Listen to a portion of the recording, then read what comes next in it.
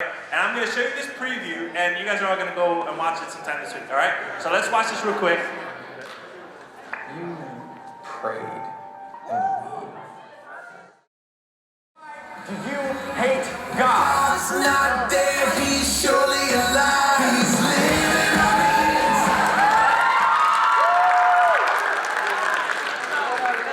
Once again, thank you. Thank you for that. That was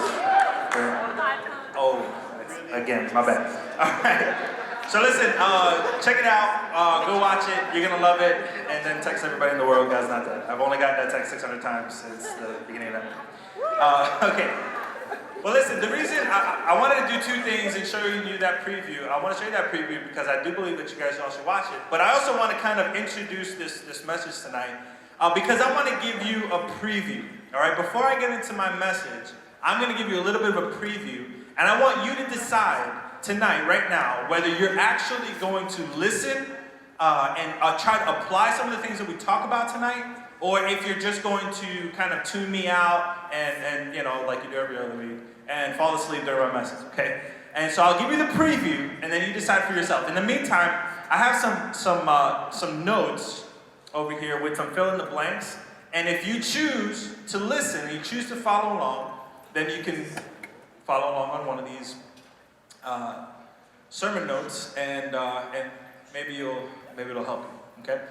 But if I can save you from some pain, who likes pain? All right, nobody really enjoys pain. So if I can save you some pain, would you listen to me today? Who wants better relationships in their life? Well, if I can help you have better relationships, would you listen to me tonight? Who wants to actually enjoy their life, right? Okay, well, you may want to enjoy my message. What about a better future? Is that something that anybody here wants? What if I can promise you that if you listen to what I have to say tonight, you will have a better future? What about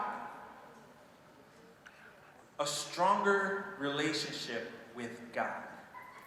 If I said that if you took the words that I'm talking to you tonight and you applied them, you'll have a stronger relationship with God. Would you listen? What about if there were a way for you to have a deeper degree of happiness in your life? Because all of these things that I'm telling you, if you listen to the words of this message and you really apply them to your life, I promise you that all of those things that I just mentioned will be at your disposal. I don't know about you, but I don't know anybody in their life who would say, no, you know what, I actually want to be pretty miserable. I prefer to have crummy relationships. I would prefer to make really bad decisions in my life that will cause lots of pain. That's really what I want in my life. Nobody would actually say that. But then we go around living life, making decisions on a daily basis that don't ensure the kind of life that we really want to have. And meanwhile, God says in His Word, He gives us all of the instructions and tells us exactly how we should do things, and yet we ignore it. We don't want to listen because we rather fool around, or we rather be distracted by the cute guy or the girl that's sitting in the front row, whatever. Well, tonight I want to tell you the truth. And if you listen to the truth as it's being preached tonight, you have a much better chance at all of those things that I just talked about. I want to tell you quickly two tales of two men that have marked my week. This week's been pretty hectic. Two things in particular that have happened that have just completely marked me, that have made an effect on me. The first one is of a man that some of you know named Phil Dunn. Phil was a good friend of mine. He was somebody that worked here at Crossroads. He was 70-something years old, and he passed away Monday morning, early Monday morning. Phil was a retired chief of police at Rocky Hill. In the history of the town of Rocky Hill, there have only been 5 other chiefs of the police in that town, and Phil was one of them. And in his life and in his career as the chief of police, he did a ton of things that helped to upgrade and elevate the police department for Rocky Hill. He introduced the K-9 program over there. He introduced computers into the cruisers of the police officers. He may have even been one of the first to bring motorcycles to the patrol units. And I mean, he did so much as chief of police that when he retired as chief of police, they asked him to be the town manager. That's how important this man was to this town of Rocky Hill. Anybody here from Rocky Hill? Okay, a couple of guys. All right, very good. Well, this guy, Phil Dunn, is almost famous in the town of Rocky Hill. When we went to, we were on our way to his funeral, and I wish I could show you. I mean, if you want to see it, come ask me. I have it on my phone. But they stopped all of the streets. They closed off all of the streets when we were going to the funeral, or to the burial. And at this one corner, I think it's the Silas Dean Highway there. Steve, is that right? Yep. On the Silas Dean, going up Elm Street, they closed off all four corners, and there's a big white church on the left-hand side. And the church started playing this music through the organ and the bells or something like that. I couldn't really hear what it was. But the music was coming outside, and the police officers were lined up, closing off the streets, all of them saluting at Phil's casket. It was such an amazing sight to see so much respect for a man, because he accomplished so much in his life, but he didn't just accomplish a bunch of things. He had so much influence over people. I'll never forget when I first moved here, Phil, he was much older than I am, but he took me in and he kind of mentored me and showed me the ropes. He was one of those people that made you feel comfortable. One of those people that just kind of took you, under his wing and took care of you. And I love this man. And early Monday morning, this man, after a battle with cancer, died. But the amount of respect that is poured in through this time, the amount of love that is poured in, why? Because he was a man who served. He served his town. He served here at the church. For 14 or 15 years, Phil was the director of facilities here at this church. And many of you guys know him, or you've seen him. He's a tall guy. He walked around with a bunch of keys in his hand. Always looked like he was on a mission. Phil was never just kind of standing around doing nothing. This man served, and he served, and he served, and he served. Just like that video talked about. But in that video, just before I came up, it talked about how all of us have a choice. We all have choices to make in our lives. And I thank God for people like Phil Dunn, who made the choice to serve with his life. And so there's no wonder that everybody was happy. You should have seen at the funeral, if you were there, some of you guys were there. I mean, there was so much joy. Every person who came and spoke about this man spoke so highly about him. And why? Because he was such a servant. I had a chance to preach at his wake on Wednesday night. And that's why I wasn't here at Quest. I'm sorry, guys. I was at his wake, and I had to share some words there. That's why I couldn't be here. But after I got finished speaking, one of his neighbors, now I don't know if they were Christians or not. I don't know if they ever stepped foot in a church or not. But they came over to me, and they're like, "Oh, you're one of the pastors?" I said, "Yeah, I am." "Oh, I'm Phil's neighbor. My wife and I, this and that." And they started telling me, man, they said, "You could not have asked for a better neighbor. This guy he'd come out and snow blow your driveway, and if you ever needed anything, he was right there, and he'd always be offering, he'd always be inviting us to this and to that, and he just was such a kind person who just, all he ever did was try to serve, and it was so amazing." And I don't know if these people were Christians, but they said, "Man, I've never known somebody to live out the gospel like Phil Dunn." I was like, wow. So impressed by the mark that one man can make. And he was truly worthy of all of those words that people said about him. He was a good father. His children, you should have seen him, with the love and respect that they had. He was such a good friend. One of his best friends in the police force admired him so much that when he retired, he became the police chief himself. That's crazy.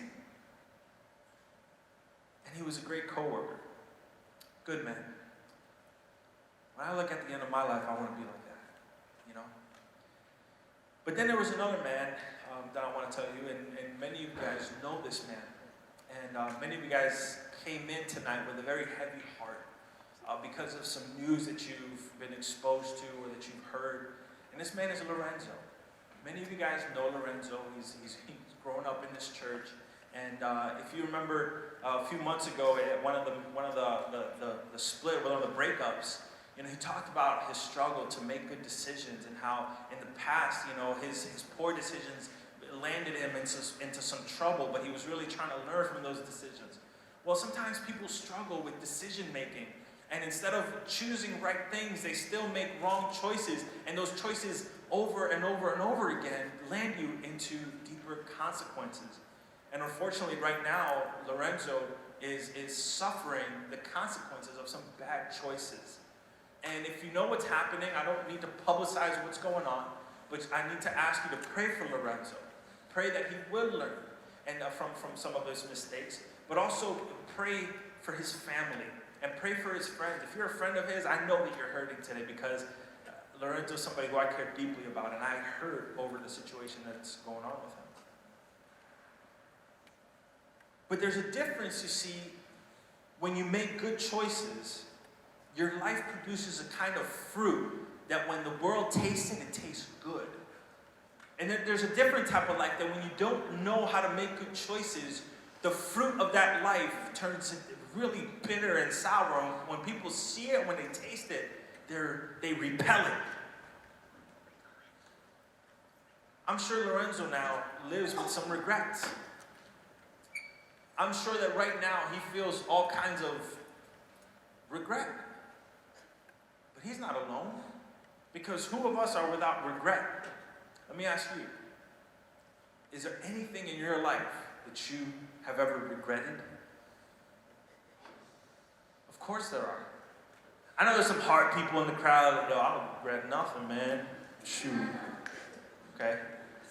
I hate to tell you this, but it's so foolish.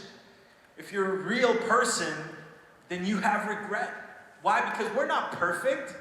If you feel like none of your decisions that have been turned out bad, that you have any regret towards them, then you're just perfect. And you know what that is? That's pride. You're not perfect. You know that. So all of us should have some regret. Because none of us can ever make every single decision perfectly. Regret is something that happens as a result of choosing to do things that we shouldn't have. Think about your most painful regret. How many of you would say that you've done something, honestly, lift your hands to me, and you say, I regret. I have some regrets. Okay. Yeah, I've done something that I regret. A decision that may have turned into a bad habit, or a relationship that turned into a total nightmare, a website that may have turned into an addiction, a prank that ended up with some trouble. There's all different kinds of decisions. Let me tell you a couple things about what the Bible says. If you turn your Bible like smack into the middle, there's a book of Proverbs. And Proverbs has a lot to say about decision making. Okay, this is just a few passages kind of pushed together, okay? Doing wrong is fun for a fool, while wise conduct is pleasure to the wise. Think about that for a second. Doing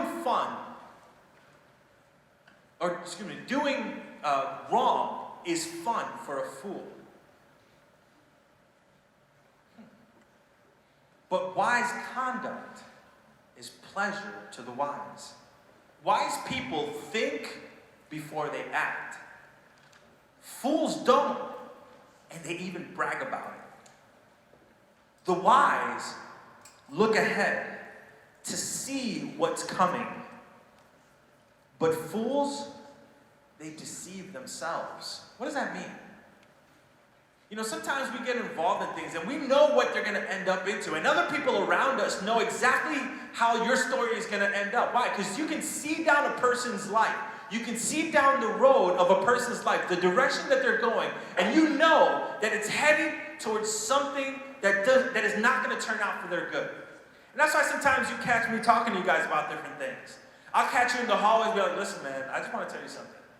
I know this and that or whatever about that, but I promise you, if you do this, if you change this, if you do these things, you're going to be better for it. Why? Because I can look down the path of your life and I can see that there's trouble ahead. But when you look down and you see that there's trouble ahead, but you just kind of deceive yourself, you just think, oh, I'll be fine. You know what? I don't need to hear that. You know, I don't need to. I mean, that might be good for you, but I don't need to hear that. Well, you're just deceiving yourself, and the Bible tells us that the person who does that is a fool. So look, think of yourself and say, okay, have I ever done that before? Have I ever said to myself, oh, I'll be fine. Oh, I know that, going to this party or doing, watching that type of movie or hanging out with that kind of group of people. I understand that some people think that it might end up in this type of trouble, but for me, I'm okay. I'm strong enough. I don't have to worry about it. I'm going to be cool. I'm going to turn out differently. You've convinced yourself of something that isn't true. The Bible calls you a fool because you've deceived yourself. But wise conduct is pleasure to the wise. Think about it. Just ask yourself the question, do I want to be a fool or do I want to be wise?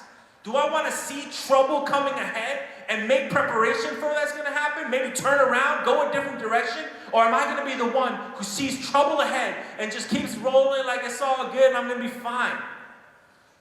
Think about it. It's your life.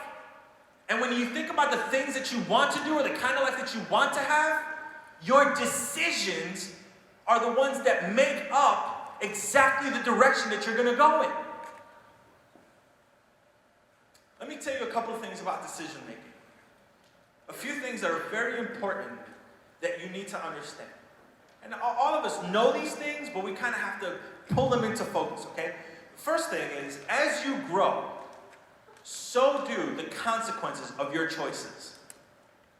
Think about that for a second. As you grow, so do the consequences of your choices. Hold on, ladies, if you can just be still for 1 second, please don't go anywhere. I know the bathroom is mighty tempting right now, but believe me, you want good life? Listen to what I have to say. In fact, that goes for everybody. Nobody get up and use the bathroom. That's rude. That's just plain rude. Every time you do it, everybody looks at you like, what a fool.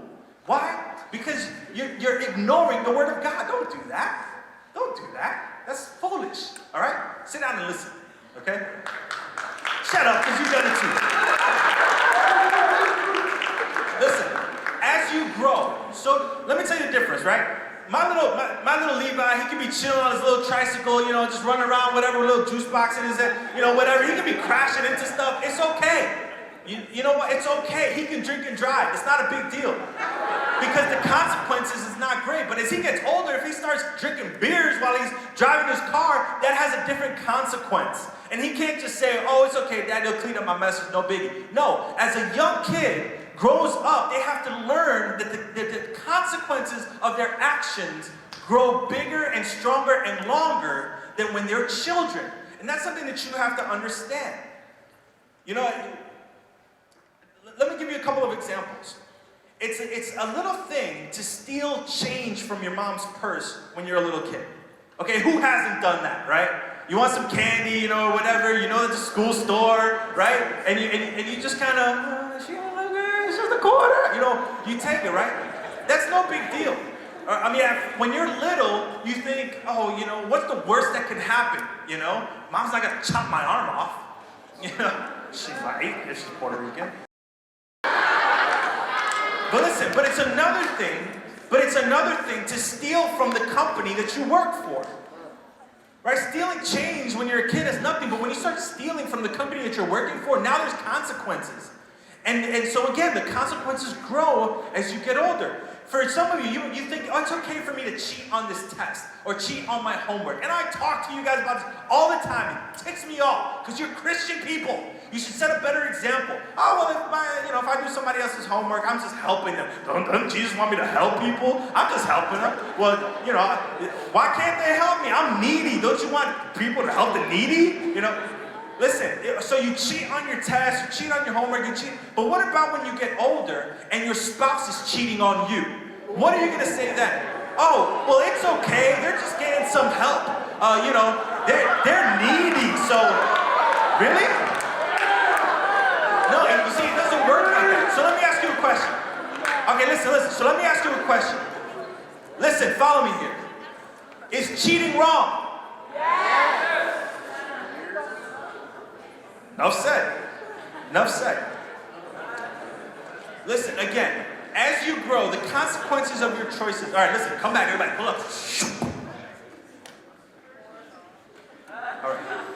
As you get older, getting older doesn't mean, listen, getting older doesn't mean that you become a better decision maker. If you're a cheater now, you're going to be a cheater forever unless you change that. Unless you make the decision now. That's why we ask you to tithe. We ask you to tithe. Why? Because you have a lot of money? No, but if you learn to tithe now, then you'll always be a tither. But if you don't learn how to make good decisions now, guess what? Life is not going to be kind to you. I'm telling you, I asked all of you, how many of you would wish to experience less pain in your life? Well, let me tell you, as you get older and you make poor choices that cause more pain in your life, you will cause more regret for your life. But as you get older, if you learn to make better choices, now when you're young, that's going to give you better chances of having less pain in your life. Yes, this is very practical wisdom, but it's straight out of the Word of God. What else? Point two. As you make choices, you do not plan on making choices that you will regret. Do you? Just ask a homeless person on the street one day. Just randomly, hey, what did you want to be when you were growing up? And they're going to tell you, well, this is just the lap of luxury. This is what I always wanted, dog. I always wanted to be homeless. I always wanted to be on the streets begging for food. I always wanted to have a tip jar at a street light asking people to give me money. That is what I dreamed of when I was young. Is that right? No. Listen, as you make choices, you never say to yourself, I'm going to make this choice because I'm going to regret it later, and so I want to do it. Life doesn't work that way. All of us think of ourselves or think of our future lives as something great that we want to have. All of us think, you ask an astronaut, hey, did you always want to be an astronaut? Well, yeah, pretty much. Because it took that kind of focus for them to become that one day. But nobody great became great by accident. Nobody great. Phil Dunn, one of my good friends, he wasn't successful just because it happened to be. No. He was a man who learned to make good decisions early. As you make bad decisions, you never think to yourself, I want to regret this, and so I'm going to do this because I want regret in my life. Ask the workaholic dad.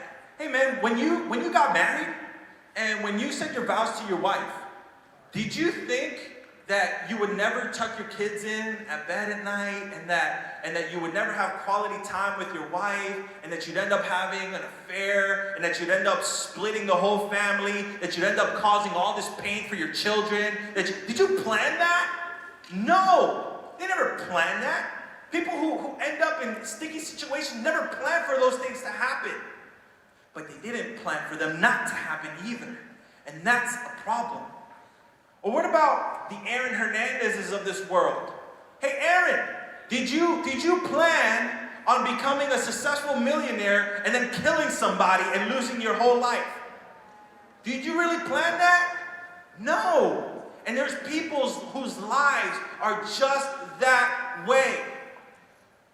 They never plan on ending up where they do, but they end up where they did. You know why? Because direction, listen to me now, because direction, not intention, determines your destination. You hear me?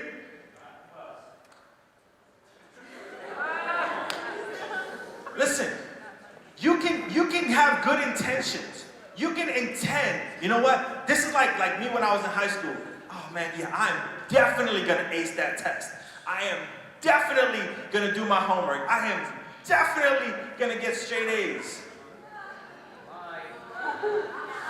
Yeah, well, did you put in the work? Did you study? Did you shut off the TV and the computer and the phone? No. Yeah, but I had good intentions. I really wanted to. Listen, your direction, the way that you point your life, everybody listen to me. The way that you point your life determines the direction that your life is going to go. Not just what you intend to do in life. Okay? Finally, as you make choices, a lot of people ask the wrong question. Somebody asked me, what's the wrong question, E?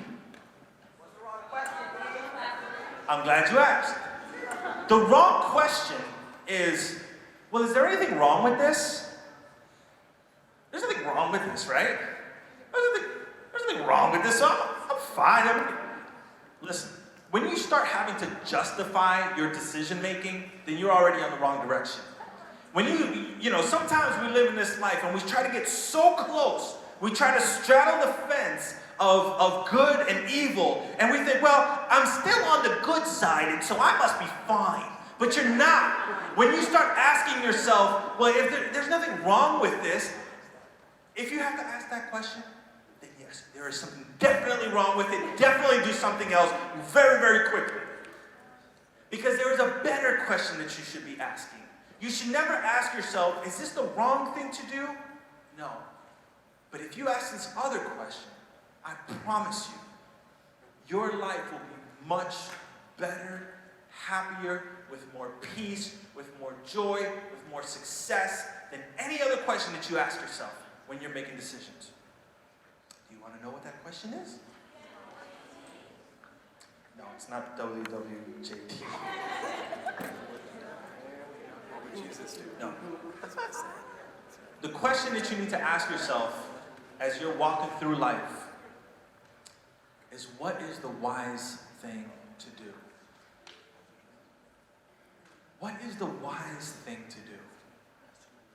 Think about it. Put yourself in any situation, in any kind of circumstance in your life that you can imagine. Think about it. Okay, somebody yell at me. Give me some random circumstance that teenagers find themselves in. Okay, hold on. Shh. Somebody said drugs. All right, listen. Shh. All right, stop. When I was a kid, okay, this is much different than you, much different, I know, I'm much older, right? But when I was a kid, and people talked about drugs, it was always like, yo man, you wanna join? Okay? That's what, obviously I know that's not how people, offer you drugs now. It's much different, right? Yeah, I'm sure it is. Right? But somebody offers you. Okay, well listen, in your mind, you start thinking all of these different things, okay? In your mind, you start thinking, well, this guy is gonna think I'm cool if I do, maybe. Or maybe you think to yourself, I've never been asked that before. What do I say? Well, I don't know if there's the wrong thing. Is there anything really wrong? It's legal in Denver. Okay, yes. I'll take a puff of your joint. No. Listen, instead, I'll puff the magic dragon. That was for you, Linda. Okay, listen.